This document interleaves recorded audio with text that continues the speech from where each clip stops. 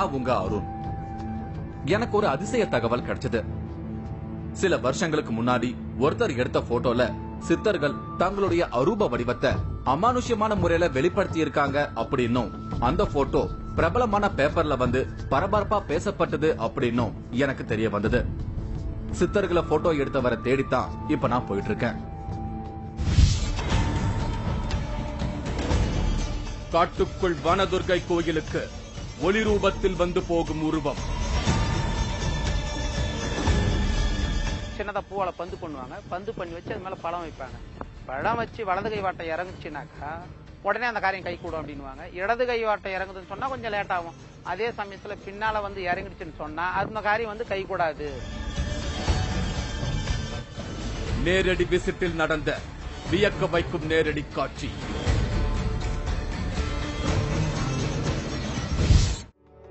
சமீபத்துல நம்மோட 3வது கண் நிகழ்ச்சியில கரிய மலையில இருக்கிற வள்ளலார் குகைய பத்தின எபிசோட் ஒளிபரப்பாச்சு.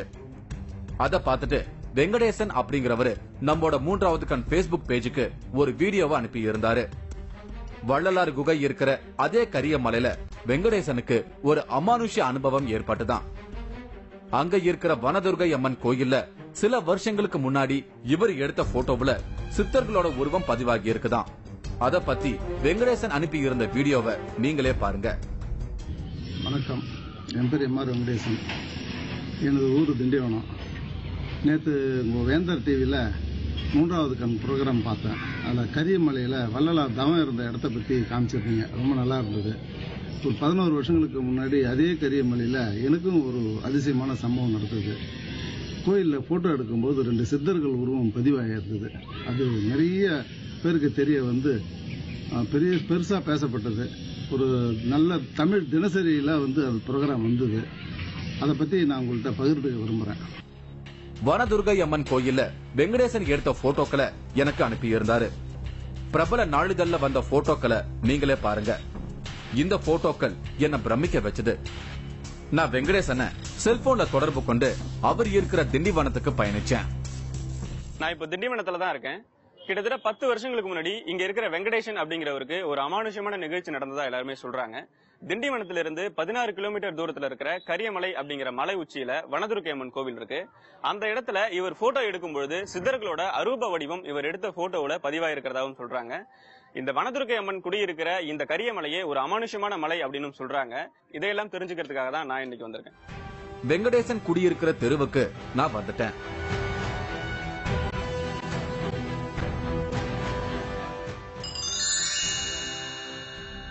இவர்தான் நான் சந்திக்க வந்த வெங்கடேசன். 10 வருஷத்துக்கு முன்னாடி இவர் எடுத்த போட்டோவில தான் சித்தர்கள் உருவம் பதிவாகி இருக்குன்னு சொல்லப்படுது. இவர் இப்போ அரசு வேலையில இருந்து ரிட்டையர்ட் ஆயிட்டாரு. நான் அவரை சந்திக்கும் போது நிறைய விஷயங்களை என்கிட்ட ஷேர் பண்ணாரு. அவர் எடுத்த போட்டோ நெகட்டிவ என்கிட்ட காமிச்சாரு.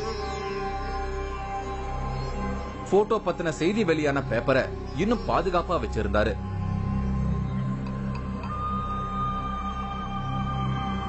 சின்ன வயசுல இருந்தே காளி அம்மனை வழிபடும் பழக்கம் உள்ளவராம் வெங்கடேசன். இவருடைய இளமை காலத்துல நண்பர்களை அழைச்சிட்டு மலைப்பகுதிகளுக்கு, குறிப்பா கோயில் இருக்கிற மலைகளுக்கு பயணிப்பாராம். அப்படி போகும்போது கேமரா எடுத்துட்டு போய் போட்டோ எடுப்பது இவரோட பழக்கம். 10 வருஷத்துக்கு முன்னாடி கரியமலைக்கு போயிருக்காரு. கரியமலை காட்டுக்குள்ள 3 கிலோமீட்டர் டிராவல் பண்ணா ஒரு வனதுர்கை அம்மன் கோயில் இருக்கு. அந்த கோயில எடுத்த போட்டோவுல தான் அதிசய ஒளியும் அரூபமான சித்தர்கள் உருவமும் பதிவானதா வெங்கடேசன் குறிப்பிடுறாரு. திண்டிவனம் பக்கத்துல இருக்கிற இந்த கரியமலை அப்படிங்கிற மலையில வந்து உங்களுக்கு ஒரு அமானுஷ்யமான விஷயம் நடந்ததா கேள்விப்பட்டிருந்தோம். பத்திரிகையில கூட வந்திருந்தது. அதை பத்தி சொல்லுங்க. அங்க என்ன உங்களுக்கு தெரிஞ்சு புதுசா? ஒரு 2004 வருடம் 2004 வருஷம் எங்கள் ஃப்ரெண்ட்ஸோட நாங்கள் போயிருந்தோம். அப்போ போயிட்டு அந்த கோயிலில் வழிநெடுக்க ஃபோட்டோ எடுத்துகிட்டு போனோம். கோயிலில் நிறைய விஷயங்கள்லாம் கேள்விப்பட்டோம். சித்தர்கள் வாழ்ந்த இடம், சின்ன குள்ளர்கள்லாம் வாழ்ந்துருக்காங்க. அதெல்லாம் கேள்விப்பட்டு தான் போனோம். அந்த இடங்கள்லாம் சுற்றி பார்த்தோம். அந்த கோயிலை வந்து ஃபோட்டோ எடுக்கணுன்ட்டு நான் எங்கே போனாலும் கேமரா எடுத்துகிட்டு போவேன். அதுபடி நான் ஃபோட்டோ எடுத்தேன். என் ஃப்ரெண்ட்ஸ் எல்லாம் இறங்கிட்டாங்க. இறங்கிட்ட பிறகு நான் திரும்பி நின்று கோயிலில் ஃபோட்டோ எடுத்தேன். ஃபோட்டோ எடுக்கும்போது சன் செட் ஆகிடுச்சு, சூரியன் மறைஞ்சிடுச்சு. எந்த விதமான காக்கா குருவி கூட எதுவுமே கிடையாது. நல்லா அழகாக வந்தது ஃபோட்டோ. அப்புறம் ஆபீஸ் எடுத்துட்டு வந்து கழுவி பார்த்த போது அந்த போட்டோவில் 2 உருவங்கள் உட்காந்துக்கிட்டு இருந்தாங்க. ஒரு உருவம் நின்றுகிட்டு இருந்தது, சுமார் ஒரு 7 அடி இருக்கும். ஒரு உருவம் உட்காந்துக்கிட்டு இருந்தது. உட்காந்துக்கிட்டு இருந்த வயசான பெரியவர், நல்லா தெரியும், பார்க்கறதுக்கு நல்லாவே தெரியும். இன்னொன்னு இளமையான பையன், 2 பேர் நின்றுகிட்டு இருந்தாங்க. அப்புறம் நாங்கள் எல்லாருமே பார்த்து ஆச்சரியப்பட்டோம். பிரிண்ட் போட்ட பிற்பாடு தான் பார்த்தோம். அது எடுக்கும்போது எனக்கு ஒன்றும் தெரியல. அப்புறம் தான் சொன்னாங்க, இப்போ மறுபடியும் போய் விசாரிக்கும் போது அங்கே சித்தர்கள் வாழ்ந்த இடம் அது. சித்தர்கள் 4-6 ராகு காலத்தில் ஞாயிற்றுக்கிழமையில, பெரும்பாலும் ஞாயிற்றுக்கிழமத்துல அங்கே தரிசனம் பண்றதுக்காக வராங்க அப்படின்னு சொல்லி சொன்னாங்க. கரியமலையில உள்ள வனதுர்கை அம்மன் கோயிலுக்கும் சித்தர்களுக்குமான தொடர்பு வெங்கடேசனுக்கு தெரிய வந்திருக்கு. சித்தர்கள் தங்களுடைய தனிப்பட்ட வழிபாட்டிற்காக இந்த அம்மனை பிரதிஷ்டை பண்ணி வழிபட்டிருக்காங்க அப்படிங்கிற வரலாறு வெங்கடேசன் கேள்விப்பட்டிருக்காரு. அதனாலதான் சித்தர்கள் உருவம் அமானுஷ்யமா தன்னோட போட்டோவோட பதிவாகி இருக்குன்னு ஒரு முடிவுக்கு வந்திருக்காரு. இந்த செய்தி பிரபல பத்திரிகையாளர்களுக்கு தெரிய வந்திருக்கு. பத்திரிகை நிருபர் வெங்கடேசனை அழைச்சுக்கிட்டு மறுபடியும் கரியமலை வனதுர்கை அம்மன் கோயிலுக்கு போயிருக்காரு. ஆனா அந்த டைம்ல சோதனை முயற்சியா நிருபர் எடுத்த போட்டோவுல சித்தர்கள் உருவம் எதுவும் பதிவாகல. வெங்கடேசன் எடுத்த போட்டோவை பத்திரிகையில வெளியிட்டிருக்காங்க. பத்திரிகையில செய்தி வந்த பிறகு நிறைய பேரு கரியமலைக்கு போய் துர்கை அம்மனை வழிபட ஆரம்பிச்சிருக்காங்க. வெங்கடேசன் எடுத்த குறிப்பிட்ட போட்டோவுல மட்டும் சித்தர்கள் உருவம் பதிவானது சித்தர்கள் தங்களை வெளிப்படுத்தி கொண்டதற்கான அடையாளமா இவர் கருதுறாரு. நீங்க போட்டோ எடுத்ததுக்கு அப்புறம் பத்திரிகை துறையில இருந்து இன்னும் நிறைய பேர் போட்டோ எடுத்திருக்காங்க. பட் அவங்களுக்கு எல்லாம் அந்த உருவம் தெரியல. உங்களுக்கு மட்டும் அந்த போட்டோல உருவம் தெரியுது இல்ல, அதுக்கு ஏதாவது காரணம் இருக்கா? ஏன் உங்களுக்கு மட்டும் அந்த விஷயங்கள் தெரியணும்? அதாவது சித்தர்கள் எப்பவுமே ஒரு காரியம் நிகழ்த்தணும்னாக்கா அதுக்குன்னு உரிய ஆட்களை தேடுவாங்க. அது போல இப்போ நம்ம ரேடியோவோ ஏதோ ஒன்று வைக்கும்போது கரெக்டா அந்த சேனல் வரும்போது அந்த ரேடியோ ஸ்டேஷன் எடுத்துக்கும். அது போல அவங்க சொல்ல வர தகவல்கள் எந்த மார்க்கத்துல போனாக்கா சரி வரும்ன்று அது போல ஆட்களை அவங்க தேர்ந்தெடுப்பாங்க. அது போல ஆட்கள்ல ஒரு ஆள் நானா இருக்கணும்னு நினைக்கிறேன் நான். அதனாலதான் அவங்க தன்னை வெளிப்படுத்துறதுனாலதான் அந்த கோயில் இன்னைக்கு பிரபல்யமா இருக்குது, ஜனங்களுக்கு நல்லது நடக்குது. வெங்கடேசனுக்கு நன்றி சொல்லிட்டு அங்கிருந்து புறப்பட்டேன். கரியமலைக்கு டிராவல் பண்ண ஆரம்பிச்சேன். ஏற்கனவே கரியமலையில இருக்கிற வள்ளலார் குகைய சமீபத்துல நம்மோட 3வது கண் நிகழ்ச்சியில காமிச்சது உங்களுக்கு ஞாபகம் இருக்கும். அதே மாதிரி கரியமலையில இருக்கிற இன்னொரு அதிசயத்தை வெளி உலகத்துக்கு தெரியப்படுத்தலாம் அப்படிங்கிற எண்ணம் எனக்குள்ள வந்ததால நான் உற்சாகமா டிராவல் பண்ணேன். கரியமலை அடிவாரத்துல இருக்கிற தேவதானம்பேட்டை அப்படிங்கிற வில்லேஜ கிராஸ் பண்ணி மலை அடிவாரத்துக்கு வந்துட்டேன். அமானுஷ்யங்கள் நிறைஞ்சதா சொல்லப்படுற கரியமலையில தான் நான் இப்ப இருக்கிறேன். இங்க இருக்கிற வனதுர்கை அம்மனை ராகுகால நேரத்துல சித்தர்கள் சூட்சமா வழிபடுறாங்க அப்படிங்கிற நம்பிக்கையும் இங்க இருந்துகிட்டு தான் இருக்கு. அப்படி சித்தர்கள் வழிபடுற இந்த ராகுகால நேரத்துல ஏதாவது அமானுஷ்யம் நடக்குதா அப்படிங்கறத நானும் எதிர்பார்த்து காத்துட்டு இருக்கேன்.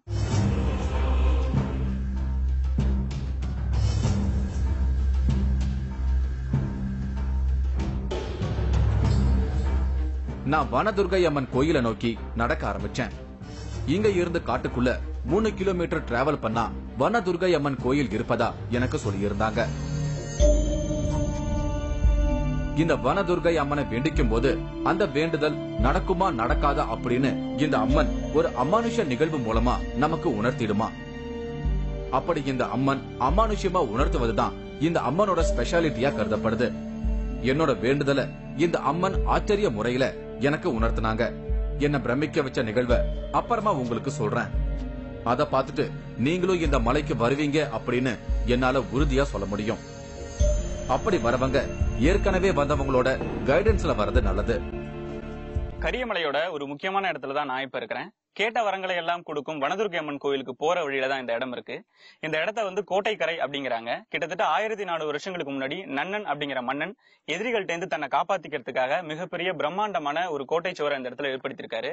இந்த கோட்டை சுவர் இங்க இருந்து 17 கிலோமீட்டர் தூரத்துல இருக்கிற செஞ்சி கோட்டை வரைக்கும் நீண்டு இருந்ததா ஒரு வரலாறு இருக்கு. இவங்க ஆரோக்கிய மேரி. இந்த மலைக்கு பக்கத்துல இருக்கிற கிராமத்துல தமிழ் டீச்சரா வேலை பார்த்துக்கிட்டு இருக்காங்க. இவங்க ஒரு அமானுஷ நிகழ்வை சொல்றாங்க. கவர்மெண்ட் எக்ஸாம் எழுதுற ஸ்டூடெண்ட்ஸ் எல்லாரும் இந்த மலைக்கு இந்த அம்மன் கிட்ட வேண்டிக்குவாங்களாம். இந்த வனதுர்கை அம்மனும் அவங்க நினைச்சத நடத்தி வைப்பாங்களாம். இந்த கோவிலுக்கு எப்பெல்லாம் வருவீங்கம்மா? வருஷத்துல குறைந்தபட்சம் 5 முறையாவது நான் வருவேன். அதுவும் ஸ்டூடெண்ட்ஸோட வருவேன். ஸ்டூடெண்ட்ஸ் 10th 12th படிக்கிற பிள்ளைங்க வேண்டிக்குவாங்க. அதுக்காக அவங்கள யாத்திரை மாதிரி இங்க அழைச்சிட்டு வருவேன்.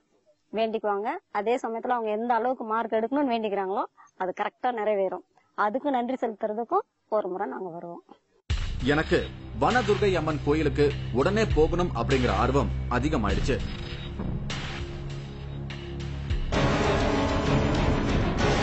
சின்னதா பூவால பந்து பண்ணுவாங்க, பந்து பண்ணி வச்சு அது மேல பழம் வைப்பாங்க. பழம் வச்சு வலது கை வாட்டை இறங்குச்சுனாக்கா உடனே அந்த காரியம் கை கூடும் அப்படின்னுவாங்க. இடது கை வாட்டை இறங்குதுன்னு சொன்னா கொஞ்சம் லேட் ஆகும்.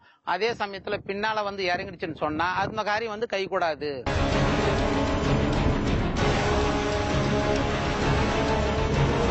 ஆச்சி மசாலா வழங்கும் 3வது கண் powered by Twin Birds legging. இடைவேளைக்கு பின் தொடரும்.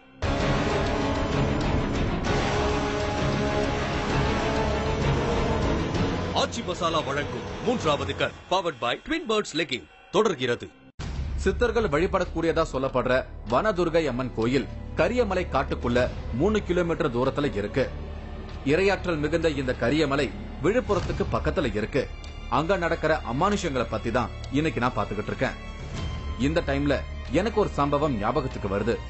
சித்தர்கள் வழிபட்ட தெய்வமான தவம் பெற்ற நாயகி அம்மனை ராஜபாளையம் பக்கம் இருக்கிற மலையில காட்டுக்குள்ள 8 கிலோமீட்டர் நடந்து போய் பார்த்தது உங்களுக்கு ஞாபகம் இருக்கும். சித்தர்கள் வழிபட்ட தெய்வங்கள் எல்லாமே இப்படி அடர்ந்த காட்டுக்குள்ள இருப்பது எனக்கு ஒரு ஆச்சரிய நிகழ்வா தோணுச்சு. வனதுர்கை அம்மன் கோயிலுக்கு போற வழியில இருக்கிற குகை மாதிரியான ஒரு இடத்துல தான் நான் இப்ப இருக்கிறேன். இந்த இடத்துல இருந்து ஒரு சுனை நீர் இருக்கு. இந்த சுனை நீருக்கு இயற்கையாவே மருத்துவ குணம் இருக்கிறதா நம்பப்படுது. வாழ்க்கையில நிம்மதி இல்லாதவங்க, வாழ்க்கையில தீராத வியாதி இருக்கிறவங்க இங்க வந்து தங்கி இருப்பாங்களாம். அவங்க இயற்கையோட இயற்கையா இங்க தங்கி இருக்கிறதுனால ஈஸியா இந்த இரையாற்றலை அவங்களால பெற முடியும் அப்படின்னும், அதனால அவங்களோட பிரச்சனைகளும் வியாதியும் சீக்கிரமா குணமாகுது அப்படின்னு நம்பப்படுது. கோயில் இருக்கிற பகுதியை நெருங்கிட்டோம்னு எனக்கு தோணுச்சு. பெரிய பெரிய தண்ணீர் சுனைய பார்க்க முடிஞ்சது. அதுக்கப்புறம் செங்குத்தான பாறையில நடக்க வேண்டி இருந்தது. அந்த பாறையில பிடிச்சுக்கிட்டு ஏறுவதற்கு ஆதாரமா கம்பிய வச்சிருந்தாங்க. அது ஒரு ஆறுதலான விஷயம்.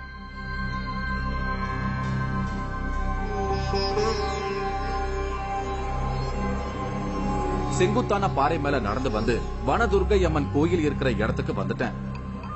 கோயில் சின்னதா இருந்தாலும் கம்பீரமா இருந்தது. கோயிலை சுத்தி நிறைய குரங்குகள் இருந்தது. இவங்க தான் நான் பார்க்க வந்த வனதுர்கை அம்மன். கோயில் கருவறையில தெய்வீகமா இருந்தாங்க. இந்த அம்மனை தான் சித்தர்கள் பிரதிஷ்டை பண்ணி வழிபட்டிருக்காங்க. இந்த கோயில்ல ஒரு வித்தியாசமான வழிபாட்டு முறை நடைமுறையில இருக்கு. அத இப்ப நான் உங்களுக்கு சொல்ல போறேன். இந்த அம்மனோட தலையில பூவை பந்து மாதிரி சுத்தி வச்சு அது மேல எலுமிச்சம்பழத்தை வைக்கிறாங்க. அம்மன் கிட்ட மனமுருகி வேண்டிக்கிறாங்க. நினைச்ச காரியம் நல்லபடியா நடக்கும் அப்படின்னா அந்த எலுமிச்சம்பழம் அம்மனோட வலது பக்கமா கீழே விழும்னு சொல்லப்படுது. அதே மாதிரி இடது பக்கமா பழம் விழுந்துச்சுன்னா நினைச்ச காரியம் நடப்பதற்கு தாமதமாகும்னு சொல்லப்படுது. அம்மனோட தலைக்கு பின்புறமா அந்த பழம் விழுந்துட்டா அந்த காரியம் நடக்காதுன்னு அம்மன் உத்தரவு கொடுத்துட்டதா அர்த்தம். முக்கியமா திருமண தடை, குழந்தையின்மை, கோர்ட்டு கேஸ் இந்த மாதிரியான பிரச்சனைகள் குறித்து அம்மன் கிட்ட உத்தரவு கேட்க நிறைய பேர் வராங்களாம். இவரு மாறி விழுப்புரம் பக்கத்துல ஒரு வில்லேஜ்ல இருந்து வாரந்தோறும் ஞாயிற்றுக்கிழமை ராகுகால பூஜையில கலந்துக்கிறாரு. இவருடைய வாழ்க்கையில அம்மன் பல அமானுஷ்யமான மாறுதல்களை செய்ததா இவர் நம்புறாரு. இவரு தனது ஊரை சேர்ந்த நிறைய பேரை இங்க அழைச்சிட்டு வராரு. இந்த அம்மனோட தலை மேல இருந்து பழம் விழுந்து உத்தரவு கொடுக்கும் அதிசயத்தை எனக்கு விவரிச்சாரு. நாங்க ஞாயிற்றுக்கிழமை ஒரு ரெகுலரா வருவாங்க இந்த கோயிலுக்கு அடிக்கடி. ஆமா, அடிக்கடி எல்லாம் எங்க ஊருக்காரங்க பெரும்பாலும் பாத்தீங்கன்னாக்கா ஒரு 50 பேர் ஒவ்வொரு ஞாயிற்றுக்கிழமையும் வருவோம். அது இந்த கோயில்ல சிறப்பு வந்து வேண்டின வரங்கள்லாம் தர இந்த வனதுர்கை அம்மன் அப்படிங்கிறாங்க. அதுவும் சிறப்பா பாத்தீங்க அப்படின்னா பூ வச்சு வேண்டிக்கிட்டா எல்லா வரங்களும் கிடைக்கும். குறிப்பா வந்து திருமண தடை இருந்தா நீங்க ஆமா அப்படிங்கிறது. ஆமா, அது உண்மைதான். அதாவது வந்து பாத்தீங்கன்னா சிரசுல வந்து பூவை வந்து நம்ம சீமாடுன்னா சின்னதா பூவால பந்து பண்ணுவாங்க. பந்து பண்ணி வச்சு அது மேல பழம் வைப்பாங்க. பழம் வச்சு வலது கை வாட்டை இறங்குச்சுனாக்கா உடனே அந்த காரியம் கை கூடும் அப்படின்னுவாங்க. இடது கை வாட்டை இறங்குதுன்னு சொன்னா கொஞ்சம் லேட் ஆகும். அதே சமயத்துல பின்னால வந்து இறங்கிடுச்சுன்னு சொன்னா அந்த காரியம் வந்து கை கூடாது. கேட்டு பின்னால இப்ப பொண்ணே ஒருத்தர் ஒரு இடம் கொடுக்கலாம் அப்படிங்கிற முறையில வந்து மாப்பிள்ளை வீட்டுக்காரங்க வந்து கேட்கறாங்கன்னு சொன்னா பழம் வலது கை வாட்டம் இறங்கினா கொடுப்பாங்க. இடது கை வாட்டம் இறங்கிச்சுனாக்கா கொஞ்சம் தாமதமாகும். அதனால கொஞ்சம் பார்க்கலாம்பா, இன்னொரு இடம் பார்க்கலாம்னு சொல்லிடுவாங்க. ஆனா இடது கை வாட்டம் அதாவது பின்புறம் இறங்கிடுச்சுன்னு சொன்னாலே அந்த இடம் கொடுக்க மாட்டாங்க. நீ எத்தனை பவன் வந்திருந்தாலும் சரிதான். ஏன்னு கேட்டுக்கிட்டீங்கன்னா அது இந்த அம்மனோட சிறப்புங்க. நானும் அம்மன் தலையில பழம் வச்சு வேண்டிக்கிட்டேன். இந்த வனதுர்கை அம்மன் எனக்கு உத்தரவு கொடுத்தத நான் அப்புறமா உங்களுக்கு சொல்ல போறேன்.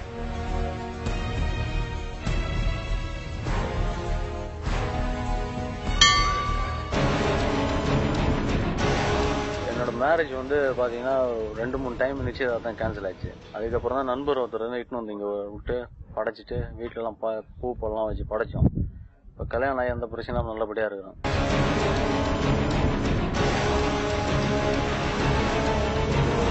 ஆச்சி மசாலா வழங்கும் 3வது கண் powered by Twin Birds legging. இடைவேளைக்கு பின் தொடரும்.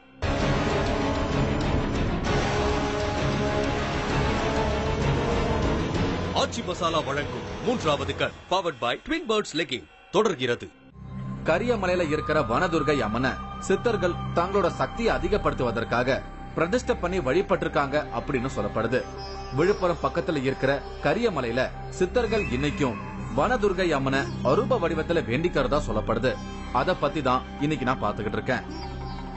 சித்தர்கள் அரூப வடிவத்துல ஞாயிற்றுக்கிழமை சாயங்காலம் ராகு கால பூஜையில இந்த அம்மனை வழிபட வருவாங்க அப்படிங்கிற நம்பிக்கை இப்பவும் இங்க இருக்கு. அந்த டைம்ல இந்த அம்மனை வேண்டிக்கிட்டா நினைச்ச காரியம் நடக்கும் அப்படிங்கிற நம்பிக்கையும் இருக்கு. இவரு சேரன் வேட்டவலம் அப்படிங்கிற ஊரை சேர்ந்தவரு. தொடர்ந்து இந்த மலைக்கு வந்து வனதுர்கை அம்மனை வணங்கிட்டு இருக்காரு. சில வருஷங்களுக்கு முன்னாடி கிட்னில ஸ்டோன் இருக்கிறதாகவும் அது ஆபரேஷன் பண்ணி அகற்றணும்னு டாக்டர் சொல்லியிருக்காங்க. ஆபரேஷனுக்கு முன்னாடியே கிட்னி ஸ்டோன் ஆபரேஷன் இல்லாமலேயே அந்த அம்மனோட சக்தியால வெளியே வந்துட்டதா இவர் ஒரு அதிசய தகவலை சொல்றாரு. அறுவை சிகிச்சை மூலமா தான் அவனுக்கு பண்ணி ஆகணும் அப்படின்னு சொல்லிட்டாங்க. அப்படி இருக்கும்போது இந்த கோயிலுக்கு வந்துன்னு போனது எனக்கு ஞாபகம் வந்தது. அம்மாவனுடைய ஞாபகம் வந்து அன்னைக்கு விடிஞ்சா மறுநாள் காலையில அறுவை சிகிச்சைன்றது ரெடி ஆயிடுச்சு. கொஞ்ச நேரம் உட்காந்து வனதுர்கை அம்மனோட தியானிச்சு ஒரு அரை மணி நேரத்துக்கு மேல தியானிச்சுட்டு எங்க வீட்டுக்காரங்க கொஞ்சம் தண்ணி குடிச்சிட்டு அவங்கள கூடவே பாத்ரூம் கூட்டின்னு போனேன். இப்ப எனக்கு ஸ்டோன் வரப்போகுது அப்படின்னு சொல்லி அவங்களை கூட்டின்னு போயிட்டு யூரின் போன ஸ்டோன் வந்து. இது எப்படிங்க தெரியும் உங்களுக்கு ஸ்டோனிங் அந்த உள்ள இருக்கிற ஸ்டோன் வந்து வரப்போகுது? ஏன்னா டாக்டர்ஸ் வந்து ஆபரேஷன் பண்ணணும் அப்படின்னு சொல்லிட்டாங்க, சோ கரைக்க முடியாது அப்படின்ட்டு. எப்படி இப்ப வரும் அப்படின்னு எப்படி நீங்க சொன்னீங்க? யாராவது உங்களுக்கு தெரிஞ்சிச்சா, ஏதாவது சொன்னாங்களா? அப்படிலாம் ஒண்ணு இல்லை, அவங்க கன்ஃபார்மா சொல்லிட்டாங்க அறுவை சிகிச்சை தான் சொல்லிட்டாங்க. இதனால எனக்கு வனதுர்கை அம்மன் மேல எனக்கு ஒரு நம்பிக்கை. கருவறைக்கு எதிரில இருக்கிற இந்த தூணுக்கு பக்கத்துல தான் வெங்கடேசன் எடுத்த போட்டோவுல சித்தர்கள் உருவம் பதிவானதா சொல்லப்படுது. இந்த கோயில்ல உள்ள கருவறைக்கு பூட்டே கிடையாதான். இங்க வரவங்க நேரடியா இந்த அம்மனுக்கு பூஜை பண்ணி வேண்டிக்கலாம் அப்படிங்கறது இந்த கோயிலோட ஸ்பெஷாலிட்டி. இவரு செல்வம் விழுப்புரத்துல இருந்து இங்க வராரு. இவருக்கு 3 முறை கல்யாண நிச்சயதார்த்தம் நடந்து தடப்பட்டு போயிருச்சான். கல்யாணமே வேண்டாம்னு இவர் நினைச்சுக்கிட்டு இருந்த டைம்ல இவரோட நண்பர் இந்த வனதுர்கை அம்மன் கோயிலுக்கு அழைச்சிட்டு வந்திருக்காரு. அம்மன் தலையில பழம் வச்சு உத்தரவு கேட்டிருக்காரு. அம்மன் உத்தரவு கொடுத்து இவருக்கு கல்யாணமும் நடந்துச்சான். கல்யாணம் ஒருத்தர வேண்டியது பூ வச்சு வேண்டியது இருந்தா நல்லபடியா கல்யாணம் நடக்கும். இந்த என்னோட மேரேஜ் வந்து பாத்தீங்கன்னா 2-3 டைம் நிச்சயதார்த்தம் கேன்சல் ஆச்சு. அது ரொம்ப கஷ்டமா போச்சு.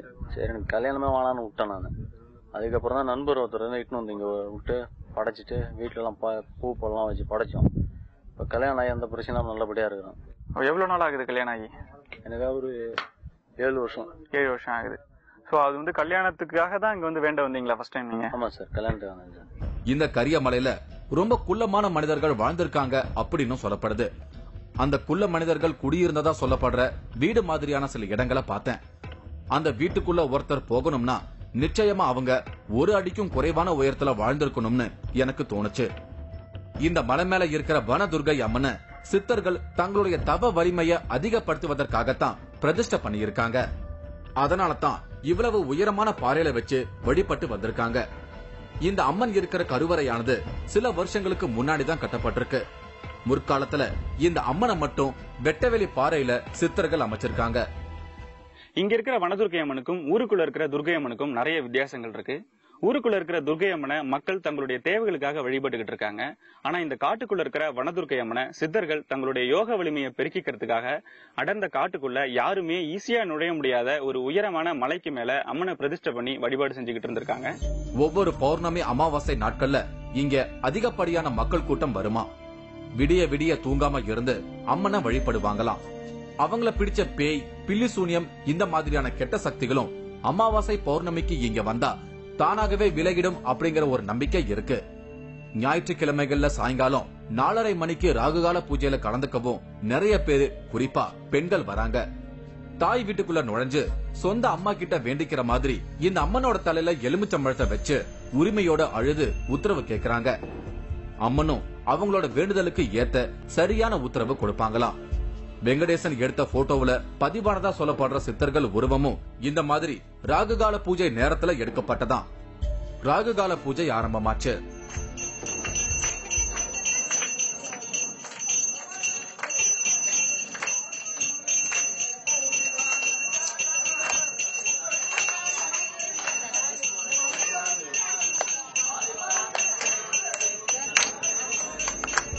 வந்திருந்த மக்கள் மனமுருகி வேண்டிக்கிட்டாங்க.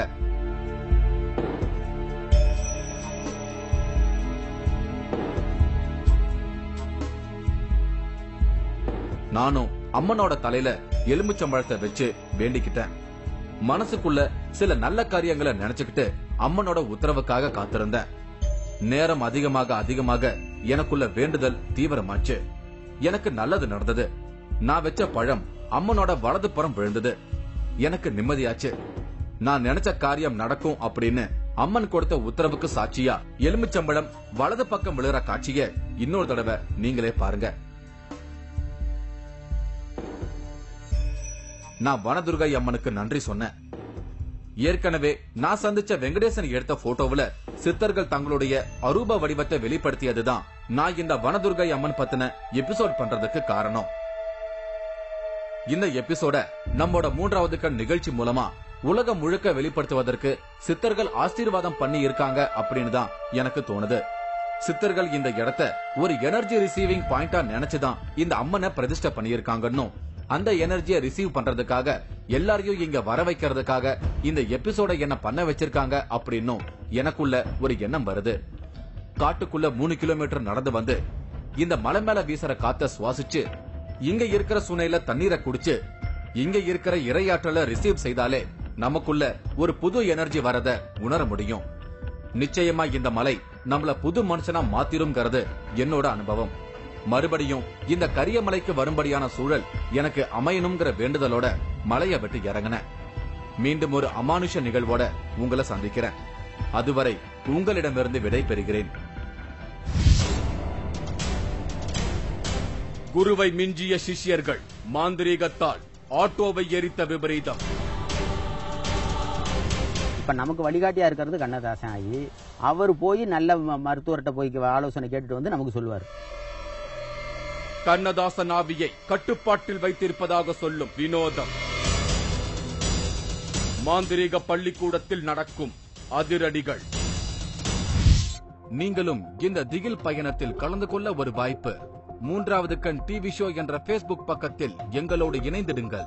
உங்களது அமானுஷ்ய அனுபவங்களை பதிவு செய்து இந்த நிகழ்ச்சியில் பங்கு பெறும் வாய்ப்பை பெறுங்கள்.